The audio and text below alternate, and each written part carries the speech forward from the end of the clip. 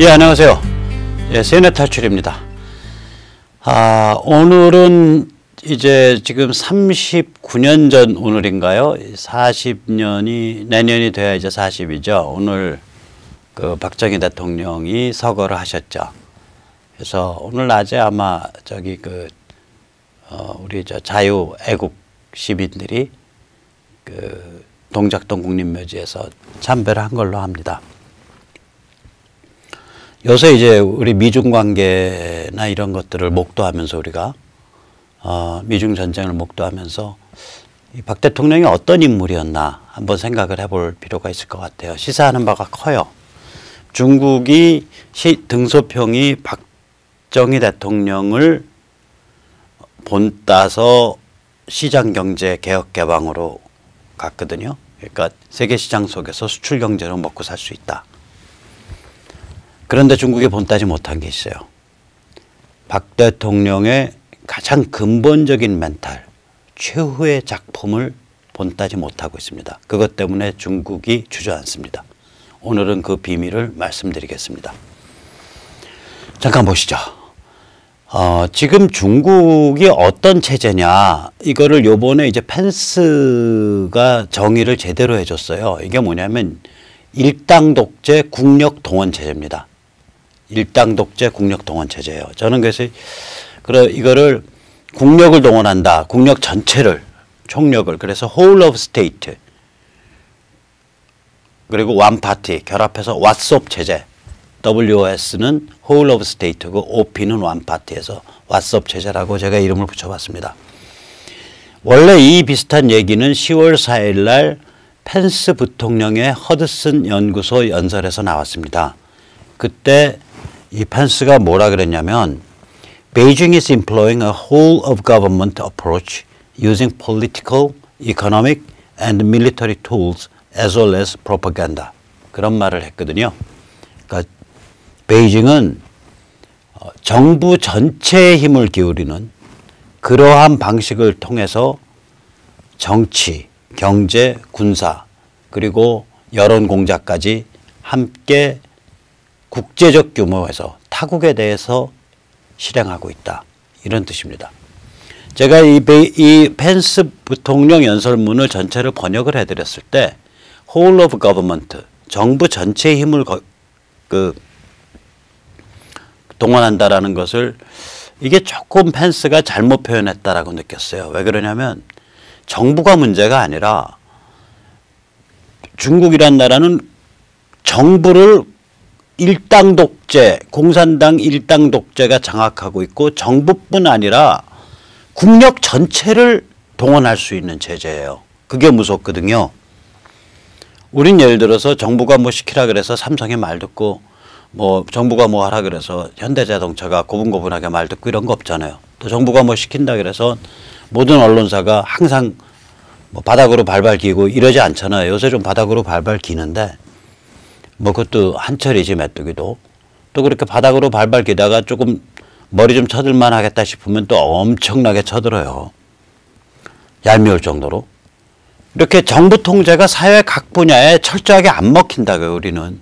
그런데 중국은 정부 통제가 사회 각 분야에 굉장히 철저하게 먹히잖아요. 그게 뭐 언론이 됐든 미디어가 됐든 저기 기업이 됐든 연구소가 됐든 대학이 됐든 이 공산당이 국력 전체를 사실은 사유화하고 있는 셈이거든요. 그러니까 이거를 whole of government라고 표현해서는 좀 곤란하고 국력 전체를 동원할 수 있다 이런 표현을 해야 된다 이렇게 생각을 해서 아마 제 펜스 부통령 연설문엔 이 부분을 의역을 했을 거예요. 중국은 일반 국가와 달리 사회가 다원화되어 있는 게 아니라 국가가 사회의 모든 분야를 동원할 수 있는 체제고 그 국가를 공산당 일당 독재가 지배하고 있다. 이렇게 아마 제가 그때 의역을 해드렸거든요. 이 부분을. 그래서 그때 좀 펜스에 대해서 이거 좀 아쉽다. 표현을 whole of government, 정부 전체를 동원한다. 이거는 조금 너무 약한데 이러고 있었는데 아니나 다를까 우리의 친구 고든 창이 문재인 대통령에 대해서 저 사람 간첩일지 모른다. 간첩이 아니더라도 간첩과 진배 없이 취급해야 된다.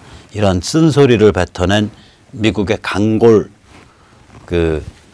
이제 그 평론가 고든창이 이걸 딱 짚어내더라고요. 이 사람이 뭐라 그랬냐면, 이거 한번 보시죠. 이게 이제 고든창의 트위터인데, whole of state란 대신에, government란 대신에 whole of state라고 표현을 했어요. When you are under a whole of state assault from China and its allies, a whole of society defense is a good option. 그러니까 우리가 중국 및 중국의 동맹국들이 국력 전체를 동원해서 우리를 공격해오는 그런 상황에 처했을 때는 우리는 사회 전체의 힘을 동원해서 그 공격에 맞서야 된다. 그런 얘기를 했거든요, 지금. 그러니까 이 고든창이 펜스의 whole of government, 정부 전체의 힘을 whole of state, 국가, 국력 전체의 힘으로 바꿨어요. 이게 맞는 표현이죠. 자, 중국이 이제 이런 체제란 말입니다. 그래서 이게 이제 미국이 지금 미중 전쟁이라는 게 뭐냐면 그 중국더러 야 너희 자유, 민주, 개인 존엄성 그런 방향으로 사회를 운영 방식을 정부의 운영 방식, 정치 시스템 자체를 진화시켜. 너희 그러지 않으면 그냥 여기서 주저앉는 거야. 우리가 너희 뭐 경제 제재라 경제 그 관세 보복이라든지 이런 걸로 해서 지금 목에다가 올무 딱 걸어놨는데 우리 이 올무 그냥 걸고서 나가는 거야 계속 앞으로 너희가 바꾸기 전까지. 이게 지금 미국이 중국에 대해서 갖고 있는 목표고 중국에 대해서 발신하고 있는 메시지거든요. 그럼 미국의 전략은 뭐냐? 저는 이거 이제 그 몇 명 교수님들하고 얘기를 하면서 용어를 하나 만들어 봤어요. 경제적 결합 저하예요. 혹은 결합 약화. 이걸 이제 공학에서는 디커플링이라 그러거든요. 커플링이라 그러면 두 개를 꽉 맞물려서 하나가 돌면 하나도 그냥 똑같은 그 힘으로 바락바락 도는 거예요. 우리 자동차 클러치가 그러죠. 우리 자동차 저기 옛날 운전하시던 분들은 구라찌 부르는 그 클러치가 그런 거거든요. 그러니까 이제 그 스틱 자동차에서 클러치를 이제 밟으면 클러치가 떨어지죠. 그러면 엔진 쪽에서 도는 힘이 바퀴 쪽에서 도는 힘으로 전달이 못 가죠. 전달이 안 되죠. 그러면 클러치를 발을 떼면 클러치가 가서 붙죠. 그러면 엔진 쪽에서 도는 힘이 바퀴 쪽에서 도는 힘으로 바로 전달이 되죠. 이게 커플링이에요.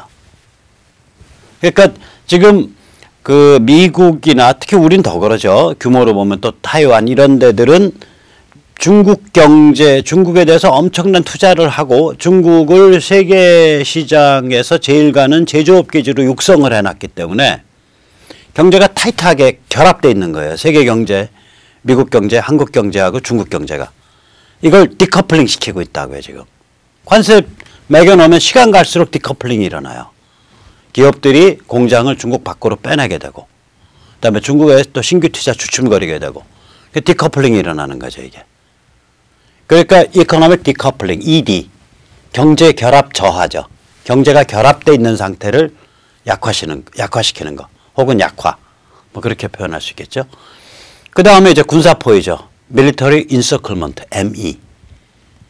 그러니까 이제 그 인도 태평양 사령부 쪽에 전력 더 많이 모아놓고 잠수함 더 갖다 놓고 오키나와나 괌에 전략 폭격기, 전략 자산 더 배치하고 항모 이 태평양 사령부 쪽으로 항모 더 배치하고 이제 미국 기준에서는 이쪽 태평양을 서태평양이라고 불러요. 그러니까 웨스턴 패시픽. 실제로 세계 지도를 보고 이렇게 보면 이쪽 태평양은 웨스턴 패시픽이고 서태평양, 동태평양은 미국 저 캘리포니아, 멕시코, 그 다음에 뭐 칠레, 페루 앞이 이제 동태평양이죠. 그러니까 서태평양 쪽으로 항모나 이제 폭격기나 핵잠이나 이런 걸 잔뜩 갖다가 모아놓는 거죠, 지금. 오키나와나 괌이나 이제 앞으로 한국의 정치가 안정이 되면 한반도 남쪽에 있는 미군 기지나 이런 쪽으로. 그러니까 이게 군사포위거든요. 그 다음에 이제 이거는 저의 가설입니다. 아직은 미국이 중국에 대해서 심리폭탄을 안 터뜨렸어요. 이 심리폭탄, 영어로 PB, Psychological Bomb. 이게 뭐냐? 북한 해방입니다.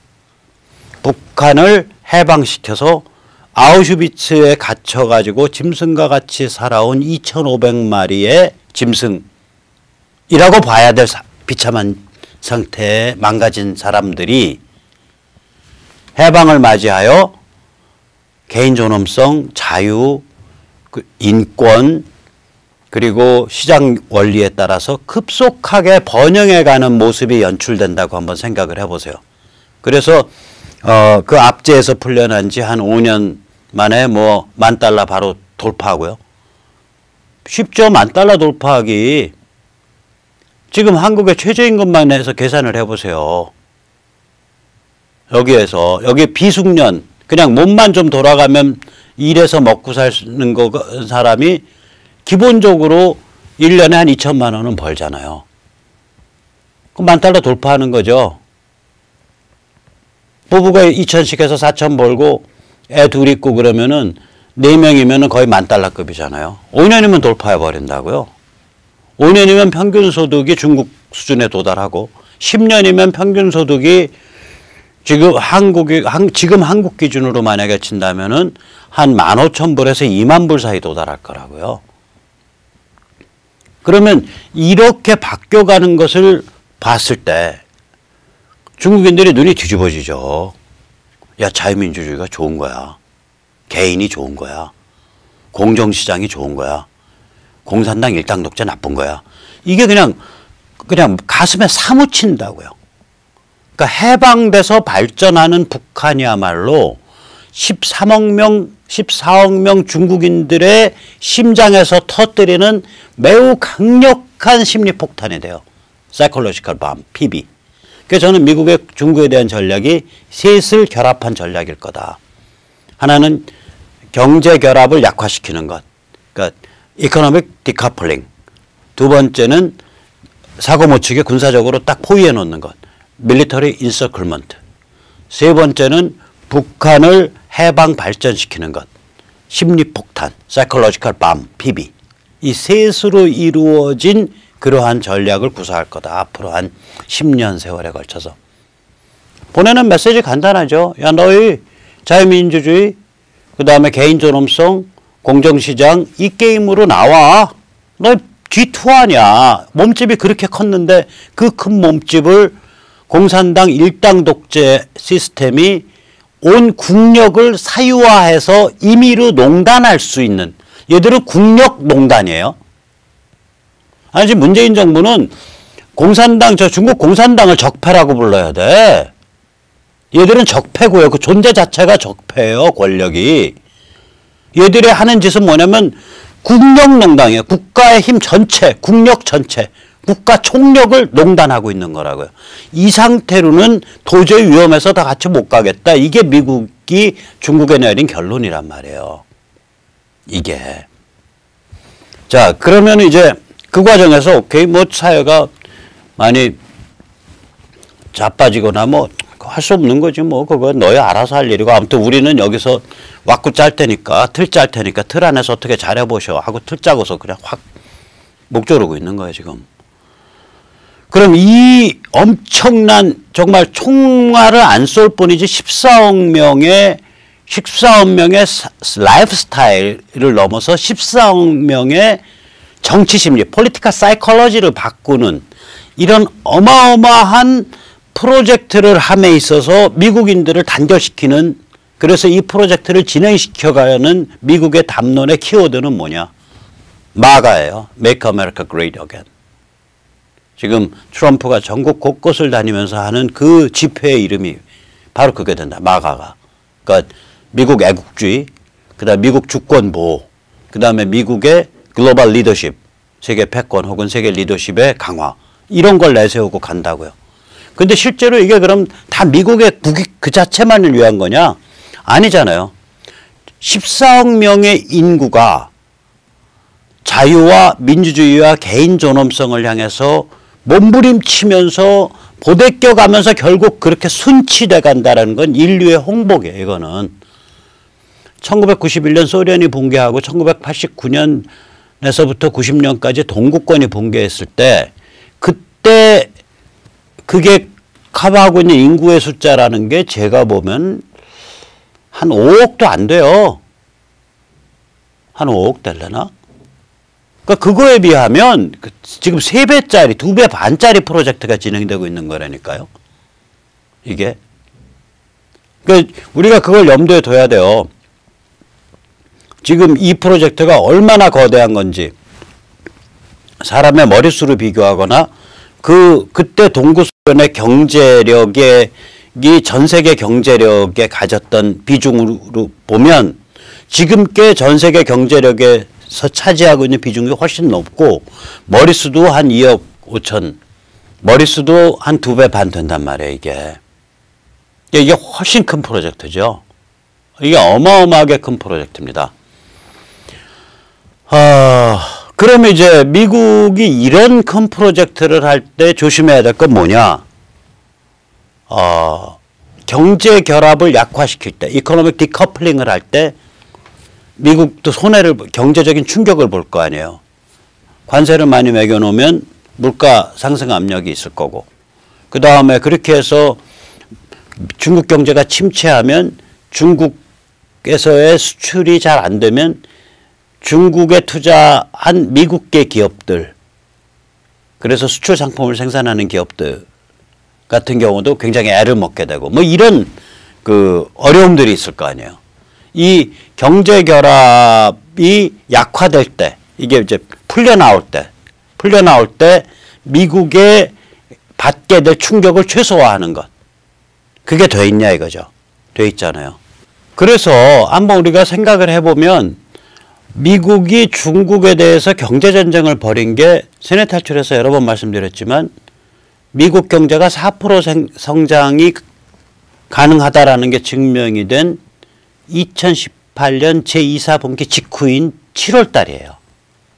그 다음에 미국이 중국에 대한 경제전쟁 규모를 500억 불 규모에서 2,500억 불 규모로 부풀린 게 이러한 4%대 성장이 앞으로 추세가 구조화돼서 계속 이어질 수 있다라고 가시권에 들어온 3, 4분기 성장률이 추정되는 시점이었다고요. 그게 9월 현지 날짜로 9월 17일 우리 날짜로 문재인 대통령 정말 참 복이 많으시지. 문재인 대통령께서 평양에 올라가시는 바로 그날 9월 18일 날 새벽에 2,500불로 확대된 거죠. 그러니까 잘 다녀오시라고 트럼프 대통령이 아주 엄청난 선물을 준 거예요. 그러니까 중국의 발가락에 때만도 못한 것들한테 가서 김정은이 가서 뭐 쎄쎄쎄하고 능라 경기장에서 하는데 트럼프는 위에서 그 북한을 뒤에서 잡고 흔들고 있는 북한의 오나급인 대국인 중국에 대고 그냥 2천억 불을 질러버린 거예요. 그러니까 문재인들은 너 지금 어디 가서 지금 뭐 하고 있는 거냐? 결국 그 메시지입니다. 엄청난 방북 기념 선물을 한 겁니다. 자, 이런 상황을 우리가 염두에 둘 때 그럼 중국은 앞으로 어떻게 이거를 감당할 거냐? 기본적으로 무조건 개기는 거죠. 왜냐?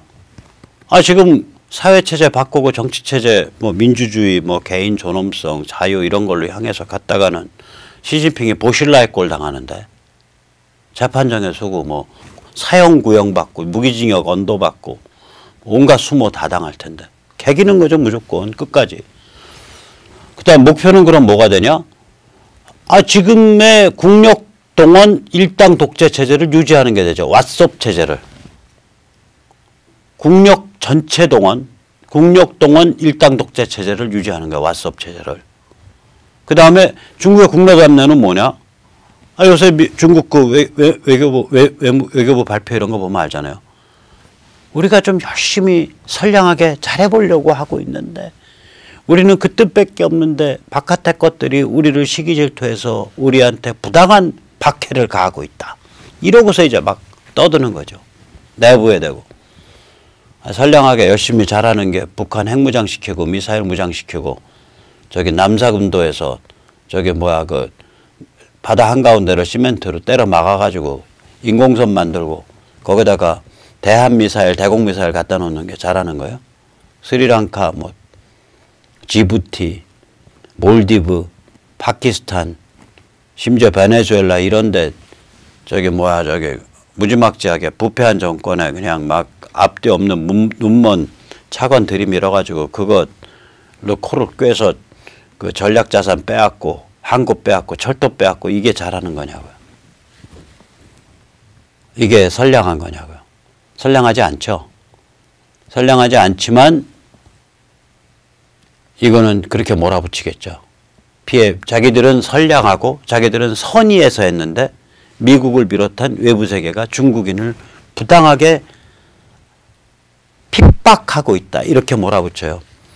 얘들 항상 그렇게 했어요. 얘들 그 공산당 혁명 자체가 그렇잖아요. 민족해방 공산혁명이. 현대 문명이 중국인을 노예로 삼으려고 하니까 우리가 우리 운명의 주인이 돼야 된다. 해방이 돼야 된다. 이게 공산계 민족해방혁명의 기본 관점이잖아요. 그래서 주인이 되려고 보니까 빨리 공산해야겠으니까 그냥 농민 상태에서 빨리 어떻게 공산화 좀 추진해 보게 그 아주 기기묘묘한 집단화 한번 시도해 보자 이랬다가 3천만에서 5천만이 굶어 죽은 1950년대 대약진이 나왔고 그러고 또 몇 년 또 가만히 있다가 모택동해가 가만 생각해 보니까 약이 오르거든. 그러니까 야 지식이 별거냐 문명이 별거냐 과학이 별거냐 인민의 끌어오르는 문화적 정열로 모든 것을 다 할 수 있어. 그래서 문화혁명을 일으켜서 대학을 때려 잠그고 지식인을 전부 시골로 내쫓고 똥짝꾼치게 하고 그래서 중국의 지식층을 10년을 후퇴시켰잖아요. 그게 문화혁명이죠. 지금 이 멋있는 그거 한 거. 이거랑 똑같은 짓을 하고 있는 거예요. 좀 내용은 다르지만 시진핑이 이 망상 광증이 발작한 거라고요. 그러니까 외부 세계를 적으로 돌려놓고 우리 핍박받는 중국인들이 이제 해방이 돼야 된다. 고난을 같이 견뎌내야 된다. 뭐 이런 그 프로파간다죠. 이게 얘들 그냥 18번이에요. 그러니까 그냥 18번이라고요. 그런 망상적 그 피해의식, 망상적 피해의식이 얘들의 18번이에요. 기본 레시피예요. 이제 그렇게 갈 거라고 국내 담론은. 국내 여건은 뭐 극심한 경제 침체가 갈수록 심화되겠죠. 저는 전에도 말씀드렸지만 미국이 어지간해서는 그 무슨 환율 조작국 지정이나 그런 저거 안 할 거예요. 극적인 금융 조치 안 할 거라고. 그러면 진짜로 그냥 순식간에 붕괴하는 거거든요. 이게 순식간에 붕괴하는 게 아니라 금이 조각 하면서 살금살금 이게 부식돼서 내려앉는 거예요. 표면부터. 급속 산화. 급속 부식. 그런 방식이라고. 왜 그러면 한꺼번에 우당탕쿵탕 붕괴해버리면 사고 나니까. 산화돼가지고 계속 날아가는 거죠. 그러니까 이 상태에서 너희 한번 견디면 견뎌봐라 이거지. 우리 이거 10년, 20년 끌 테니까 너희 체제가 바뀌든지 아니면 이 상태에서 너희 한번 박살나보든지 해보셔. 근데 너희 군사적으로 꼼지락거려? 그럼 진짜 골로 가는 거거든. 그런 방식으로 지금 조치를 하고 있다고 봅니다. 자, 제가 왜 이런 얘기를 쭉 드려왔냐. 이게 이제 박정희 대통령하고 비교할 게 많아요. 우선 우리가 박 대통령 최후의 작품이 과연 유신일까? 이런 생각을 해볼 필요가 있어요. 왜 그러냐면 유신체제라는 건 자유민주주의 없는 반공이거든요. 그리고 유신체제도 완전히 경제성장을 목표로 해서 초고속 성장을 이룬 방식이에요, 이게. 그리고 유신체제도 국력동원 독재체제란 말이에요, 일종의. 이게 모빌리제이션 시스템이에요. 동원체제라고요. 그럼 야, 이게 중국과 비슷하지 않냐? 이게 지금 사진이 이제 유신체제 때 일어났던 이제 포철 완공이죠. 유신체제 때 이런 거 많이 됐어요. 포철도 완공됐죠. 그 다음에 중화학공업도 그때 했죠. 창원기계공업도 그때 했죠.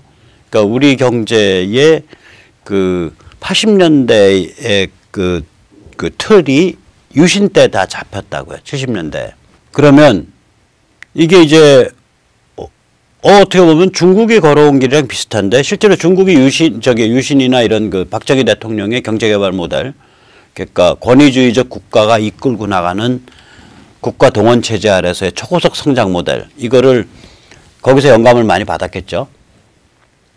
그래서 실제로 이제 그러나 이게 과연 중국과 어떻게 같을까 다를까 이런 생각을 좀 해보는 거예요. 오늘 왜 우리는 그거를 극복하고 좀 다른 성격의 사회를 만들면서 더 발전할 수 있었는데 왜 중국은 저기서 주저앉을까? 이 의문이에요. 이 의문이 오늘 박정희 대통령이 돌아가신 날 우리가 솔직하게 우리 자신한테 던져봐야 될 의문이다. 그래서 그 첫 번째 질문이 사실은 사실대로 인정하자. 유신 뭐야? 그 자유민주주의 없는 반공체제야. 그리고 그 국가동원 체제야. 일종의 국력 전체를 동원해서 초고속 경제발전한 체제야. 오케이? 그러면 그거 박 대통령이 독재 좋아해서 그렇게 간 거야? 아니에요. 미국의 배신 때문에 그렇게 갔다고요. 제가 세나에 탈출해서 몇 번 말씀드렸지만 1972년 닉슨이 모택동을 만났어요. 그래가지고 이런 식으로 이제 미중 관계가 정상화되기 시작했죠.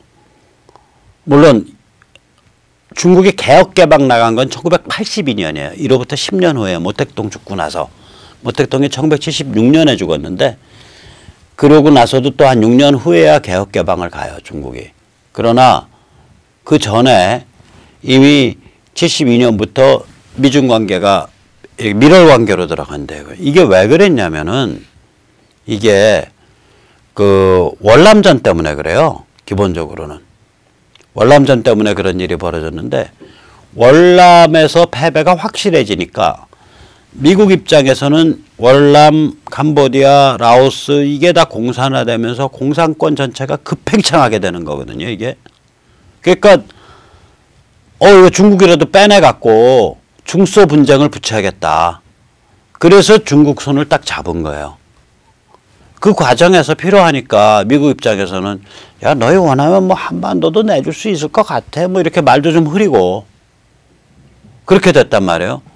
그러면은 우리는 어떻게 된 거냐. 우리 망한 거죠. 우리는 자랑스러운 냉전의 최전선으로서 자랑스러운 반공국가로서 우리의 정신과 가치관이 딱 잡혀있는 건데 아니 6.25 때 130만이나 와갖고 20만 명 죽고 40만 명이나 부상한 저 중공군 똥자루들. 우리 어렸을 땐 중공군 똥자루라고 불렀어요. 그 옷들이 시원찮아가지고 손 잔뜩 두른 그런 방한 옷 입고서 이렇게 엉금엉금 기어다니면서 그 전투를 했다 그래요. 그래서 그 모양새가 똥자루 같다 그래서 중공군 똥자루라고 불렀다고요. 이 중공군 똥자루들을 똥자루가 갑자기 중국이 되고 심지어는 그렇게 우리가 정말 그 선배 세대가 피땀 흘려서 냉전의 최전선을 해왔는데 그게 포기된다는 것 같은 메시지가 뭐 미국과 중국 사이, 워싱턴과 베이징 사이에서 왔다 갔다 하고 하니까 우리는 하루아침에 대한민국이라는 게 중공에 던져질 수 있는 고깃덩어리로 바뀐 거라고 이게. 나라가 망할 자리에 들어간 거예요 이게. 그때 거기다 미국의 경제가 아주 안 좋잖아요. 월남전 때문에 경기가 망가져가지고 스태그플레이션 현상이 있거든요. 뭐냐면 물가는 올라가는데 경기는 침체예요. 이 스태그플레이션 현상 때문에 미국이 막 원조도 줄이고 막 이러니까 한국 경제는 몸살을 한다고요. 한국 경제가 미국 원조를 벗어난 게 70년대예요. 그러니까 이때까지만 해도 원조가 계속 되고 있을 때 조금씩 계속 줄면서 그리고 미국이 원조뿐만이 아니라 뭐 수출 쿼타 이런 거 계속 많이 줬었다고요. 섬유 수출 쿼타, 무슨 쿼타. 그러니까 미국 시장을 이렇게 한국 경제를 위해서 배려를 해준 게 많아요. 우리 그거 가지고 먹고 살았거든. 근데 이런 것들도 어려워지고 이거는 쿼타가 줄어서도 어려워지지만 미국의 경제가 안 좋아지니까 시장 자체가 성장을 안 하거나 줄어버리는 거 아니에요. 시장 규모가. 그러니까 우리 어려움이 많아지는 거 아니에요. 이제 이런 상태인데 이런 상태에서 미국이 중국한테 야 필요하면 뭐 한반도 뭐 대한민국도 좀 양보해 줄 수 있을 것 같아 뭐 이런 식의 그 제스처를 취하고 이러니까 우리 이제 나라가 망할 상태로 들어간 거죠. 그러니까 박정희 대통령이 이제 좀 한따까리 했죠 그때. 근데 그 뭐를 하셨나 보기 전에 이걸 좀 보죠. 그 월남전 관계된 서류 그 이미지 찾다 보면 이렇게 아주 좋은 이미지, 이쁜 이미지 나와요. 이게 개념 베트공이죠. 아마 요새 우리 그 개돼지 근성으로 오면 이거 보고 아 베트공은 이뻐요, 개념이에요, 얼짱 베트공. 저는 사람들 그 김정은 좋다고 하는 거 보고서 야, 내가 쟤 같으면 그냥 미국에 빗장 열고 튀어갖고 한국서 그 CF 모델만 해도 1년에 100억은 벌겠다. 전 세계적으로 CF 모델 뛰고 책 쓰고 하면 몇 억부 달러 그냥 벌 것 같은데. 저 그 생각이 들더라고요. 정은 씨, 혹시 그 생각했으면 꼭 연락 주세요. 제가 매니저 하겠습니다. 그래서 제가 매니저 피 글쎄 한 30%만 먹을게요. 인생 경로로 바꿀 뜻이 있어. 정말로. 이거 보세요. 이거 다 그 옆에서 이 베트공 여전사를 얼마나 부러워하고는 이쁜 사람들에 둘러싸인 이 쌩얼의 긴 머리 베트공 처녀, 소녀. 이게 공산주의자의 수법이에요. 이런 식의 우리는 개념, 너희는 틀딱. 깡통진보가 가지고 있는 프레임이 그거 아니에요. 우리는 개념, 너희는 틀딱. 깡통진보만 그러나? 동아일보 김순덕 의원, 당신도 그렇게 글 썼잖아. 태극기 집회는 왜 저렇게 우중충하고 보수적이고 틀딱스럽고 촛불 집회는 왜 저렇게 발랄하고 생기 넘치냐. 당신이 12월 31일 저녁이나 그 무렵에 나와봤어? 걔들 시꺼먼 장옷 입고 여기다가 저승사자라고 붙이고 다녀서 그 흉측한 거 봤어? 그 밤중에 도깨비불 이렇게 시뻘겋게 달고 그 화장 이상하게 하고 돌아다니는 거 봤어? 단두대 끌고 다니는 거 봤어? 창에다가 박근혜 대통령 그 머리 모형해갖고 피 흘리게 색칠한 다음에 꽂고 다니는 거 봤어? 그게 당신이 말하는 아름답고 생생하고 이 양반아 그러고서 무슨 동화에서 밥을 먹고 있어. 내려와 그냥. 내려와. 돌아가신 김성수 그 왕회장 그 무덤 박박 긁어가지고 뼈 출연해서 발라먹는 짓 하지 말고 내려와 그냥. 좋은 말 할 때. 당신 같은 근성이면 꼭 애들이 이런 사진 보고 우리 생얼 얼짱 베트공 아가씨, 우리 개념 베트공 아가씨 이거랑 똑같은 거 아니야 당신 스타일이. 네, 이 자리 빌어서 김순덕 씨 욕 좀 할게. 제가 탄핵 전국 때 읽은 칼럼 중에 제일 악랄한 게 김순덕 칼럼이에요. 김순덕 칼럼에서 뭐라고 했냐면 최태민을 거론을 하면서 라스푸틴 얘기를 하면서 직접적인 그 말은 안 했는데 결국은 뭐냐면 박근혜 대통령이 최태민이랑 부적절한 관계였다라는 걸 강하게 암시하는. 그 아무 증거도 없고 솔직히 나같이 부도덕한 사람 입장에서는 why not? 나는 김수석 씨 나는 부도덕하니까 나한테는 그런 게 답이 안 돼.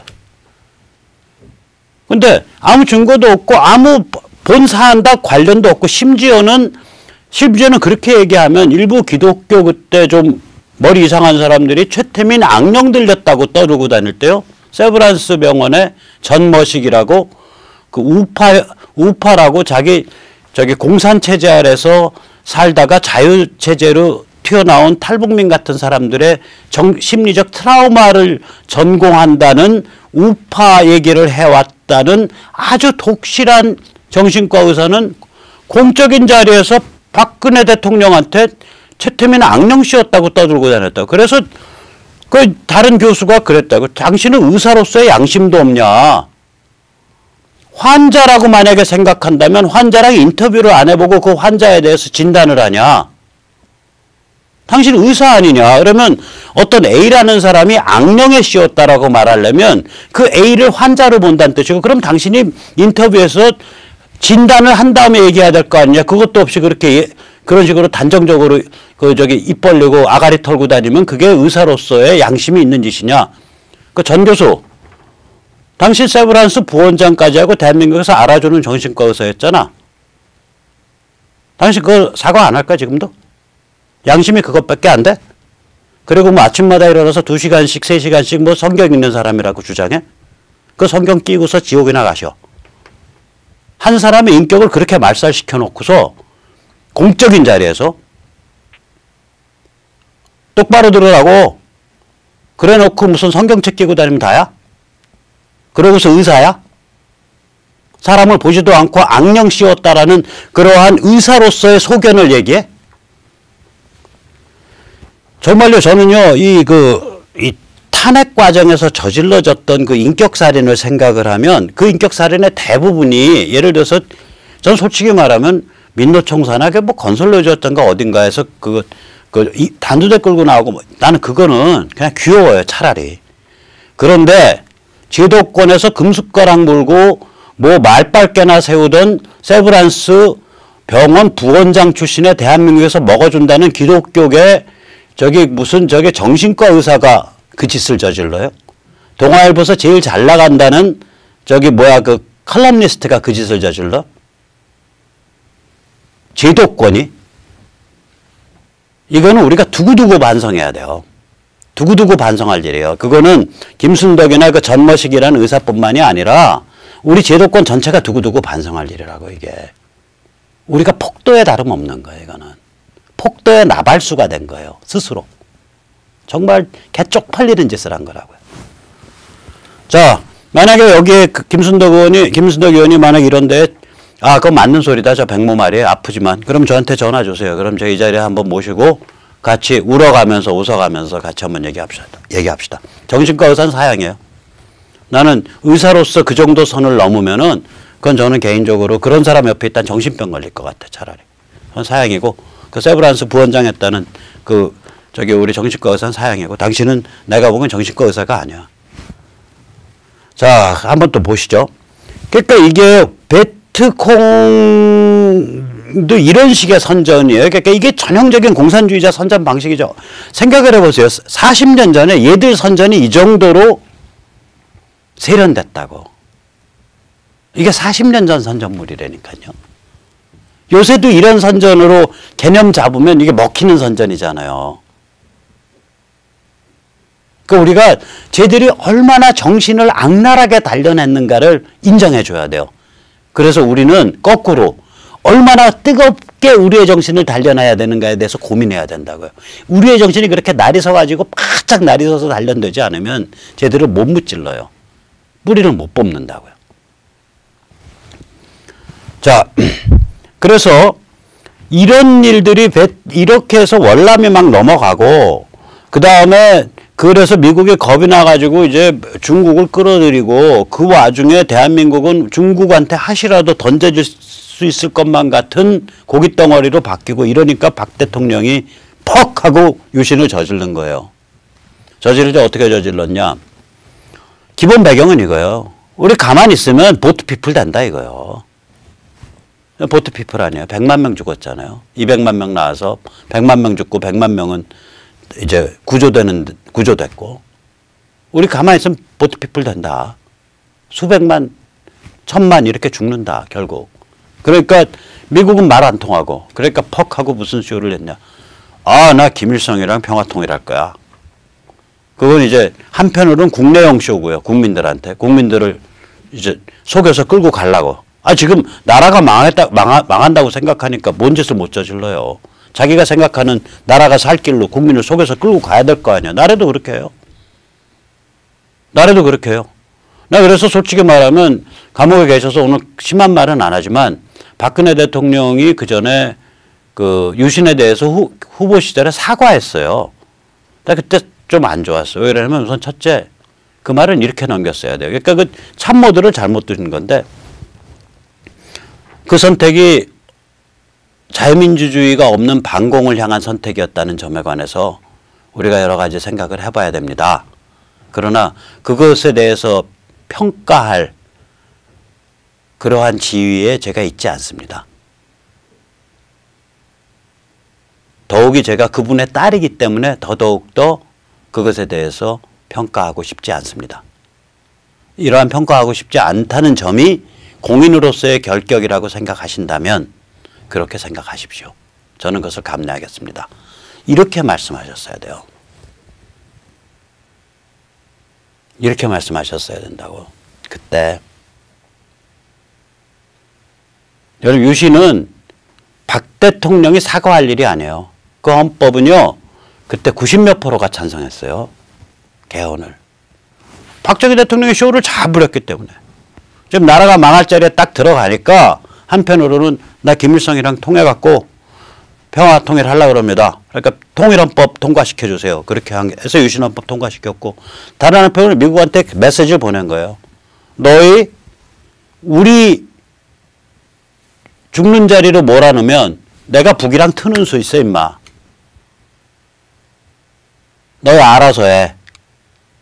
목숨을 걸고 미국한테 메시지를 발신한 거라고 이게. 그러니까 양수겹장이죠.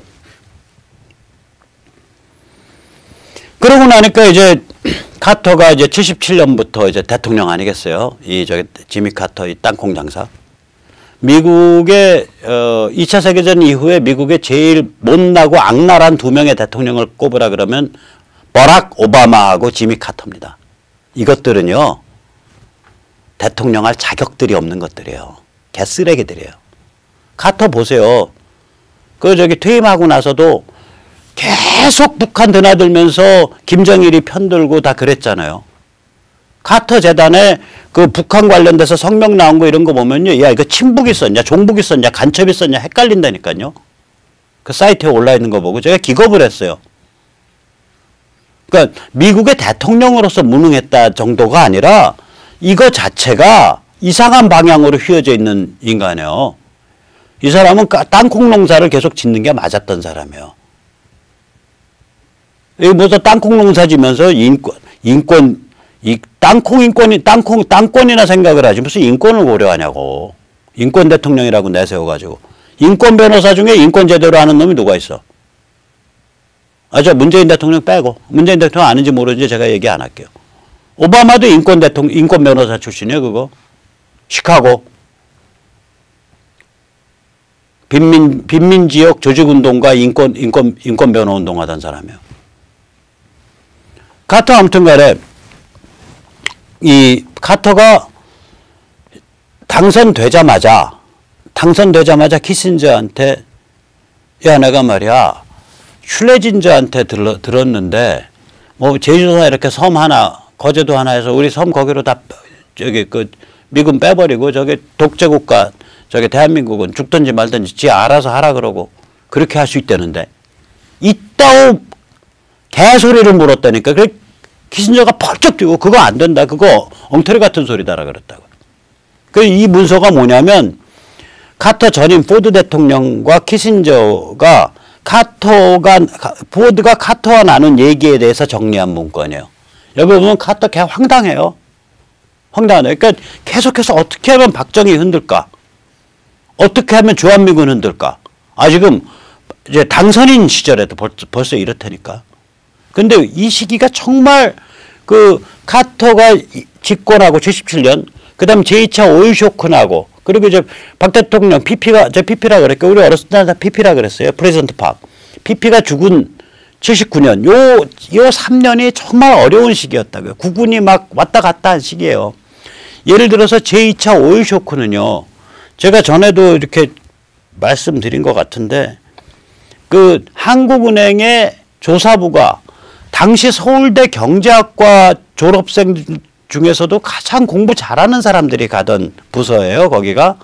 그 사람들이 앉아갖고 현대건설 쟀다 건설 현장에서 입금되나 안 되나 이거 들여다보는 부서가 된 거예요, 그게. 입금되면 국가부도 안 나고 그날 넘어가는 거고, 입금 안 되면 이제 국가부도에 몰리는 거고.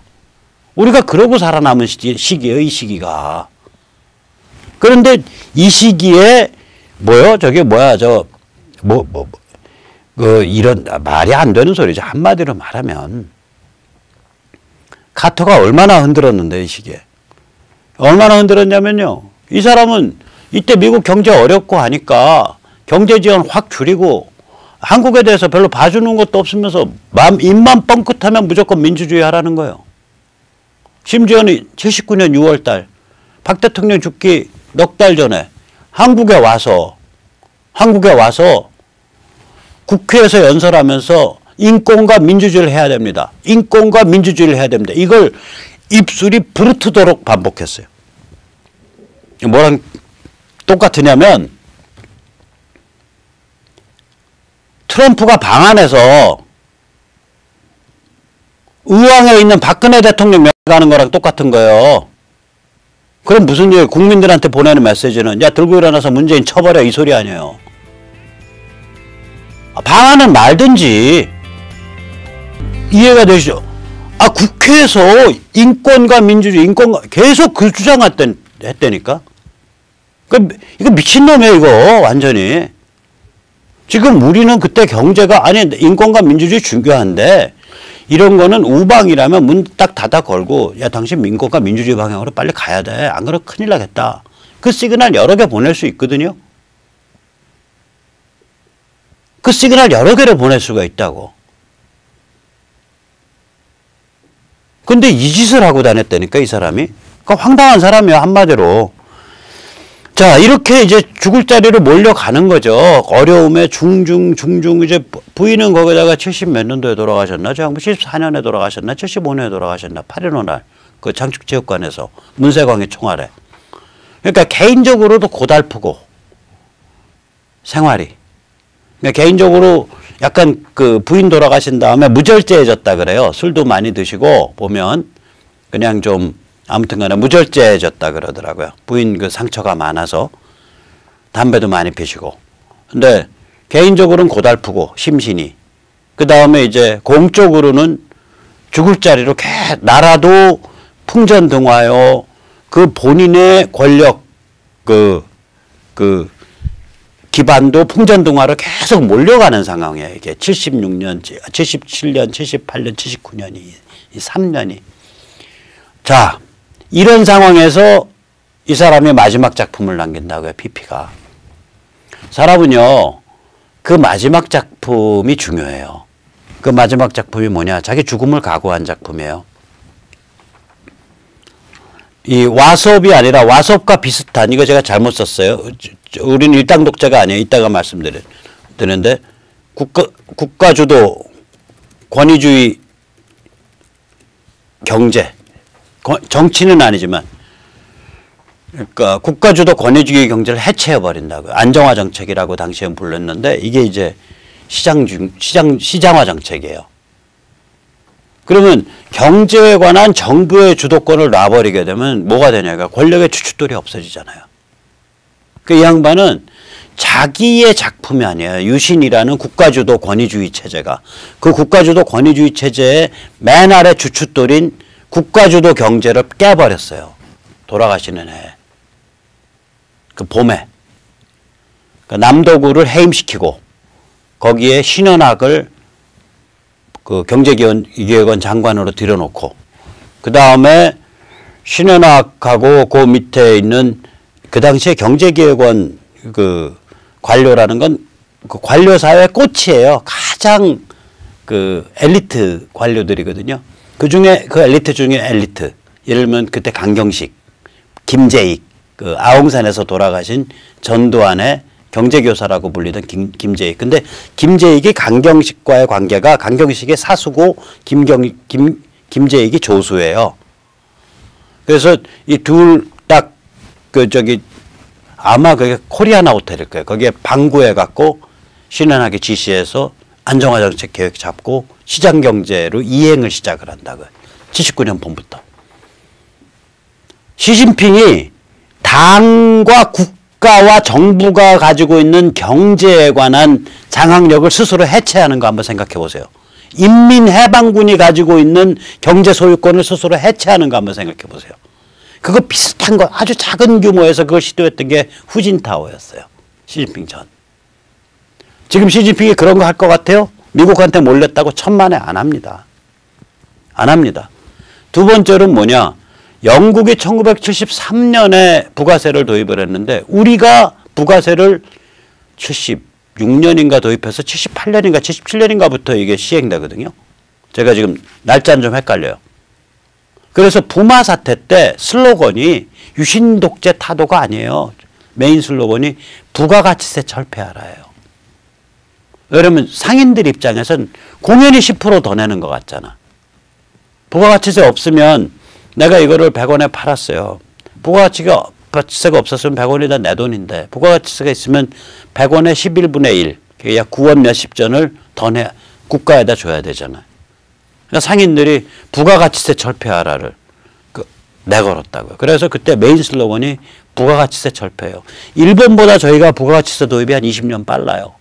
그 때문에 저희가 정치자금이라든지 검은 돈이라든지 이게 다 잡히는 거예요. 부가가치세가 깔려 있으니까 저희가 금융실명제, 토지실명제, 주식실명제가 오는 거라고요. 3대 실명제가.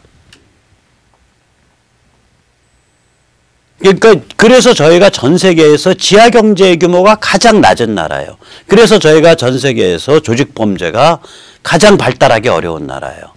그래서 저희는 최강의 조직범죄 비슷한 조직이 범죄는 아니겠지만 아무튼 그런 조직이 이런 조직이 검찰이 된 거예요. 그러니까 대한민국은 검찰이 이거기 때문에 마피아가 못 자라나요.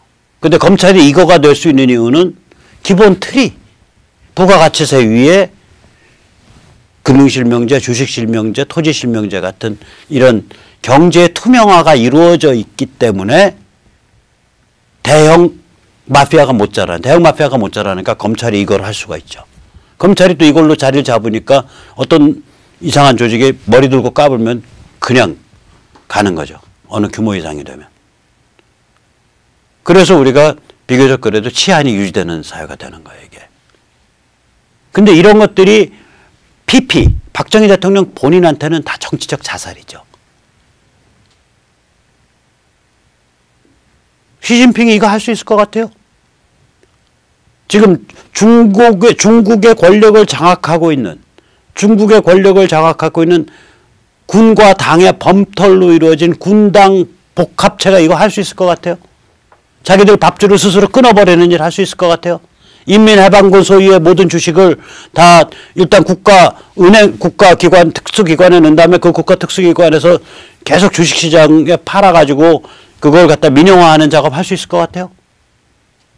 자기들 빨대 받고 있는 모든 부패고리 스스로 자를 수 있을 것 같아요? 그 부패를 원천적으로 깨기 위한 부가가치세 실명제 이거 다 할 수 있을 것 같아요? 못해요. 못합니다. 박정희 대통령의 마지막 작품은요, 유신이 아니라 유신으로 대표되는 국가주도 권위주의의 경제 토대를 허물어버렸다. 시장중심주의로 옮겨뛰면서. 그 다음에 정치자금과 검은돈과 조직범죄의 토대가 되는 지하경제를 개박살내는 근본적 조치, 부가가치세를 들여왔다. 이 두 개입니다. 근데 둘 다 본인한테는 어마어마한 정치적인 손해인 거예요. 이 두 조치에 의해서 박 대통령의 죽음은 확정된 겁니다. 이 두 조치에 의해서. 그러니까 이게 지도자죠. 이게 지도자예요, 이게. 우리가 참 운이 좋은 게 박 대통령은 이승만 대통령 안 좋아했어요. 왜 그러면 똑똑한 아들이 성격 강하고 이승만 대통령은요, 사람들이 실감을 못해서 그렇지 우리나라를 60년을 리드한 분이에요. 왜 그러냐면 한성 감옥에 있었던 20대부터 최고의 영향력을 가졌으니까. 특히 1910년대 들어와서 YMCA 운동하고 이러면서는 그때부터는 전국구 넘버원이에요. 그러니까 그때부터 하야할 때까지 50년을 리드를 해왔다고요. 그 다음에 이 양반은, 이승만 대통령은 통이 커요. 미국서 온갖 걸 다 봤기 때문에 그냥 사회 예를 들어서 지주 출신이 됐건 뭐가 됐건 간에 좀 미국 유학파가 됐던 간에 좀 이렇게 이른바 좀 고급지고 물 좀 좋은 오빠들 막 설치게 그냥 다 내버려 뒀어요.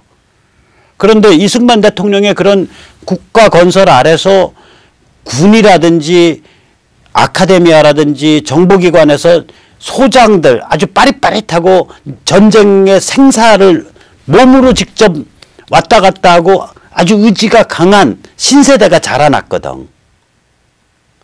이승만 대통령하고 박정희 대통령은 40년 차일 거예요. 박 대통령이 제가 기억이 맞으면 1915년생이시거든요. 이승만 대통령이 1875년생이에요. 40년 차이라고요. 무려. 그러니까 이게 서로 이해를 하기가 어려운 제너레이션이에요. 그러니까 박 대통령은 이승만 대통령에 대해서 체질적인 거부감이 있었어요. 그 행적을 보면.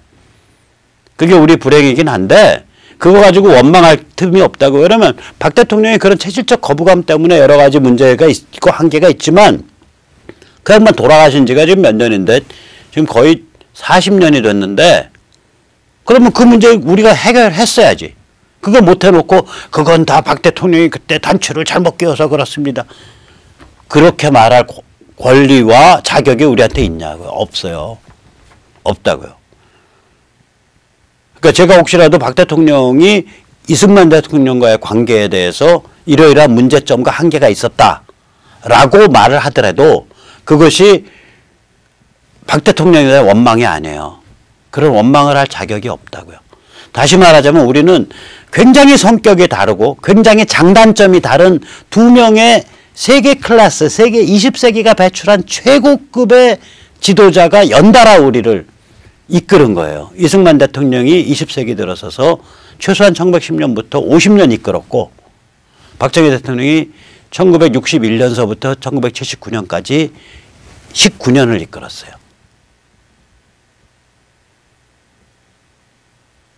그래서 대한민국이 된 겁니다. 그래서 지금 이 살림이 된 거예요. 그래서 오늘 박 대통령이 돌아가신 이런 날인데 이분의 마지막 작품은 결국 국가주도, 국가동원체제예요. 국가동원체제, 국가주도체제, 그 권위주의 체제, 권위주의라는 게 독재란 얘기예요. 체제의 주춧돌인 국가주도 경제를 스스로 해체시켜 버렸다고요. 그 국가 주도권을 돌아가신 해 봄에. 그리고 동시에 정치 자금과 검은 돈과 조직의 그 온상이 되는 불투명한 경제를 근원적으로 정화시키고 투명화시키는 획기적인 전 세계에서 정말 영국이 도입했던 그 무렵에 바로 아주 철저한 부가가치세를 도입함으로써 대한민국이 지금 전 세계에서 지하경제 규모가 가장 작은 나라로 만드는 거예요. 그리고 그러한 부가가치세가 그렇게 지하경제 규모를 줄여놓으니까 그 위에 금융실명제, 토지실명제, 주식실명제가 들어오게 되는 거죠. 자, 그런 업적을 쌓은 거예요. 근데 이런 일들이 본인한테는 다 정치적 자살이라고요. 이 어려운 와중에 76년, 77년, 78년, 79년 이거 다 밖으로는 전부 나라도 망할 것 같고 자기 권력은 이제 거의 그 기반이 다 날아가는 상황인데 이 일을 한 거예요. 거인이죠. 거인이라고. 그러면 마지막으로 박 대통령이 이런 일을 할 수 있었던 것. 야, 유신이면 독재 아니야? 근데 어떻게 이런 일까지 다 하고 그래? 아니에요. 유신은요. 시진핑의 그런 일당 독재랑은 달라요. 이건 다당제가 유지됐어요. 사람들이 잘 기억을 못해서 그런데 유신은요. 그러니까 한 150명 정도의 국회의원인데 그중에 50명은 유정회라 그래가지고 통일주체 국민회의에서 뽑아요. 그건 이제 박 대통령 친위 세력이에요. 그리고 100명 정도를 50명이 아니구나. 잠깐 100에 몇 명이야? 70명에 70, 90에 70, 한 100, 한 60. 그렇구나. 한 80명 정도가 통일주체 국민에서 뽑고요. 한 160명 정도가 일반 선거에서 뽑아요. 그러니까 일반 선거에서 뽑는 데는 다당제 경쟁이 되는 거예요. 이 통일주체 국민회에서 뽑는 국회의원은 전국구고 유정회라 그러고요. 일반 선거에서 뽑는 건 지역구만 뽑는 거예요. 그래서 이 지역구에서 선거가 78년 지역구 선거를 보면 야당이 이겨요. 야당의 득표율이 높다고요. 그러니까 공산당 일당 독재에선 다른 당이 인정이 안 되잖아요. 여긴 그렇지 않아요. 계속해서 정당이 유지됐고 좀 언밸런스긴 하지만 여야가 있는 국회가 유지된 거예요. 그리고 사유재산 제도가 철저히 지켜졌고, 예를 들어 드릴까요? 과외단속 있잖아요. 과외단속. 전두환 대통령은 과외 자체를 불법화했어요. 박정희 대통령은 그런 일 안 했어요. 박정희 대통령은 과외 단속할 때 탈세로 단속했어요. 과외는 받는 사람이건 과외를 실시하는 사람이건 그건 자유다 이거야. 그거는 기본적인 자유활동이다 이거야. 단지 받아서 돈을 받았으면 소득을 신고해라 이거지. 그리고 세금을 내라 이거지. 그러니까 과외 선생의 탈세로 단속을 했지 과외 행위 자체를 불법으로 단속을 안 했다고요. 그러니까 굉장히 원칙이 있는 분이에요. 이분이. 예를 들어서 다른 예를 들어 드릴게요. 문익환 교회의 장로가 지금 한국유리라고 큰 세계적인 자동차 유리 만드는 회사 있죠. 한국유리. 한국유리의 전신인 한국판초자의 오너예요. 그분이 월남하신 분이에요. 최태섭 회장이라고 기억해요. 이 양반이 월남한 독실한 기독교인인데 하필이면 문익환 목사의 교회를 다녔어요. 근데 문익환 목사 이제 그때도 뭐 그렇죠. 뭐 아직 뭐 완전 좀 살벌한 반정부 발언을 하고 막 운동을 하니까 이 최 회장이 월남한 평안도 인맥의 거물이란 말이에요. 그러니까 박 대통령이 최 회장을 불렀어. 불러가지고 목사님, 아니 저기 최 회장님, 저를 따르시든가 문 목사를 따르시든가 선택을 하십시오. 그랬다고요. 그랬더니 최태섭 회장이 기업하는 사람인데 강골이에요. 기업이 날아갈 걸 각오를 하고 그때 대답이 뭐였냐면 제가 기독교인이기 때문에 목사의 말씀을 따를 수밖에 없습니다. 아니 기업하는 오너 할배가 그랬다니까요. 요새 재벌 재벌이란다. 대기업 3세 4세 되시는 분들 이런 비사를 좀 아세요. 그 1세들은 강골이 그렇게 많아. 이 강골이 뭔가 고민 좀 하셔야 돼. 있는 집 자식들은. 그래야 상류층인 거예요. 상류층이 뼈가 흐물거리면 그게 상류층이냐고. 동네 양아치지 돈 많은. 관점이 올바르고 눈이 초롱초롱하고 인간의 그 고통과 비애를 이해를 할 줄 알고 가슴이 뜨뜻하고 감성이 있고 그리고 뼈가 강해야 그게 엘리트죠. 저는 엘리트주의자거든요. 상류층과 엘리트다워야 한다 이거예요 저는. 안 그러고 뭐 돈이나 밝히고 저기 룸사롱에다 가서 템 풀어놓고 쭉방 언니 놓고서 공댕이 두들길 줄만 알고 그리고 요리저리 눈치 돌리면서 어디에다가 빨대 박으면은 좀 쉬운 돈 벌까 요것만 생각하고 있고 이러면 이거는 돈 많은 삼류 양아치죠. 그럼 돈 있는 자기 원래 자우성가에서 그 부를 일궈낸 할아버지, 증조할아버지, 고조할아버지한테 쪽팔린 거예요, 이거는. 그 세대는 굵은 사람들이 많았다고요. 왜 그러냐면 세상 경험이 많잖아요. 일제도 겪어봤어. 대동아 전쟁도 겪어봤어. 이렇게 태평양 전쟁도 겪어봤어. 해방공간도 겪어봤어. 6.25도 겪어봤어. 다 겪어봤기 때문에 사람들이 생과사를 넘나들었던 경험들이 있는 거예요. 그래서 이게 다른 거예요, 가파가. 정신적 가파가. 어쨌거나 이 최태섭 회장이 그때 아이고 죄송합니다. 나는 목사 따를 수밖에 없습니다. 이랬다고요. 그럼 박 대통령이 그래가지고 한국판초자 작살냈을 것 같아요? 아니에요. 월남 평안독의 월남인으로서의 그 사람들 굉장히 신실한 기독교인들이거든요. 그 멘탈, 그 정신을 인정을 한 거예요. 그분이 인정을 하고 한국판초자가 그대로 유지가 됐습니다. 지금 한국유리가 그 최씨 집안 오너십이 계속 오는지 그 후에 오너십이 바뀌었는지 모르는데 제가 아는 범위에서 그 최씨 그 집안에 다른 피해가 없었어요. 그러니까 박 대통령이요. 그 굉장히 그 원칙이 있다니까요. 이런 원칙은 어디서 왔냐 다. 이거는 운하미승만 또 일제 때 그때부터 그 자유민주주의와 이런 그 현대 문명에 대한 개념이 쌓이면서 온 거예요. 그래서 겉으로 유신이 무슨 극악한 독재인 것 같아도요. 실제로는 다당제 그대로 유지됐고요. 자유민주주의의 그런 근본적인 흐름이 완전히 맥이 안 끊겼고요. 사유재산이 확실했고요. 그 다음에 그런 박 대통령 본인이 지금 방금 말씀한 것 같은 그런 다원적인 그런 원칙들을 알고 있던 분이에요. 예를 들어서 전두환 대통령은 어이씨 과외하면 안 돼. 오케이. 과외 행위 자체가 불법이야. 이거 위헌적 발상이거든요.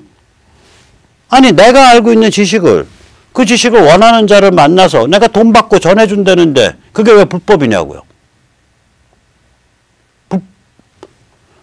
과외 행위가 불법인 게 아니라 저기 박정희 대통령 때는 뭘로 단속을 했냐면 과외를 단속을 할 때 탈세로 단속을 했다니까요. 그러니까 그런 기본 원칙이 있었어야지 우리 사회가 기본 원칙이 많이 망가진 거예요. 망가지니까 드디어는 지금 문재인 정권 같은 그런 행태까지 나오는 거죠. 자, 이제 옛날 얘기 다 끝냈습니다. 그래서 이 등소평이 박정희 대통령의 그 국가주도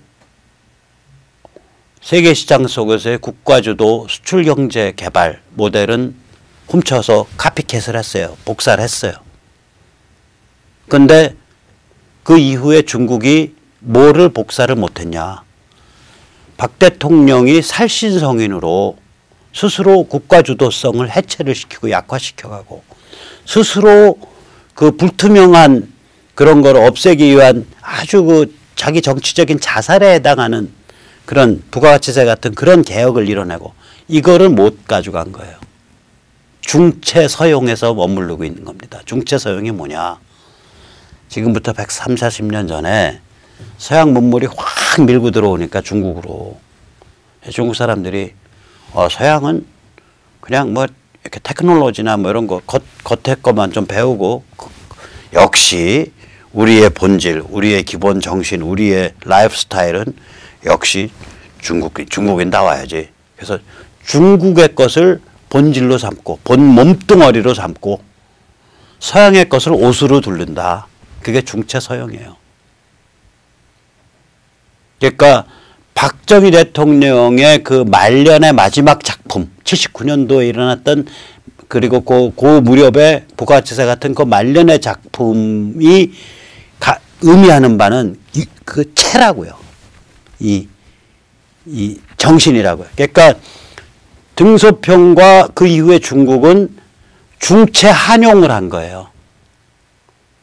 본질은 공산당 일당 독재 그냥 가져가고 겉으로 둘러쓴 거는 박정희 대통령이 만들어낸 한국 모델을 쓴 거예요. 중체 한용, 중체 박용.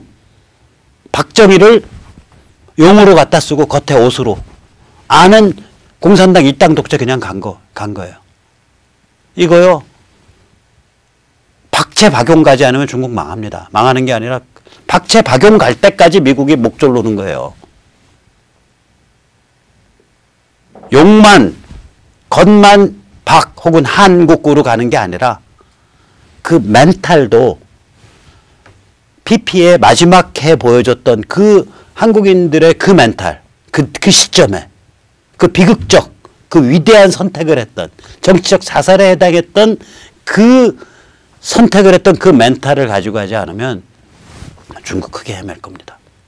자, 오늘 박정희 대통령 돌아가신 날을 39년 전 돌아가신 날을 맞이해서 그것이 지금 우리가 중국을 보는 관점에서 어떤 의미를 가지는지 잠시 짚어봤습니다.